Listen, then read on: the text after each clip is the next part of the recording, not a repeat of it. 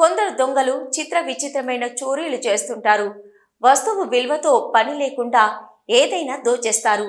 దొరికింది దొరికినట్లు దోచుకో అన్నట్లుగా వారి వ్యవహార శైలి ఉంటుంది. తాజాగా హైదరాబాదు బాచుపల్లిలో ఓ దొంగ గణేశుడి చేతిలోని లడ్డూను ఎత్తికెళ్లిపోయాడు. అర్ధరాత్రి మండపానికి వెళ్లి సైలెంట్గా లడ్డూ తీసుకుని అక్కడి నుంచి ఎస్కేప్ అయ్యాడు. అందుకు సంబంధించిన దృశ్యాలు సీసీ కెమెరాల్లో రికార్డయ్యాయి.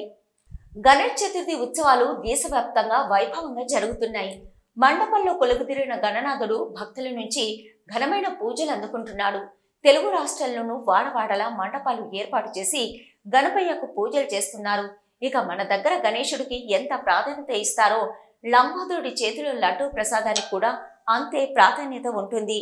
వినాయకుడితో పాటు ఆయన చేతిలో పెట్టే లడ్డు కూడా 9 రోజుల పాటు ఘనంగా పూజలు అందుకుంటుంది.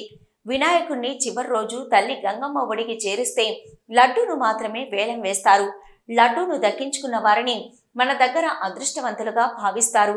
లడ్డూను దక్కించుకున్న వ్యక్తులకు కుటుంబానికి సిరి సంపదలు, భోగభాగ్యాలు, ఆయుర ఆరోగ్యాలు చేకూరుతాయని భక్తుల ప్రగాఢ విశ్వాసం. ఇంతటి విశేషమున్న లడ్డూ విషయంలో చిత్ర విచిత్ర ఘటనలు చోటు చేసుకుంటున్నాయి. 9 రోజులు పూజలు అందుకోకుండానే కొందరు లడ్డూలను ఎత్తికెళ్లిపోతున్నారు. మండపంలోని వినాయకుడి చేతిలోని లడ్డూను సైలెంట్గా తస్కరిస్తున్నారు. హైదరాబాద్ బాచుపల్లిలో ఓ దొంగ గణనాథుణ్ణి చేతిలోని లడ్డూను ఎత్తికెళ్లిపోయాడు.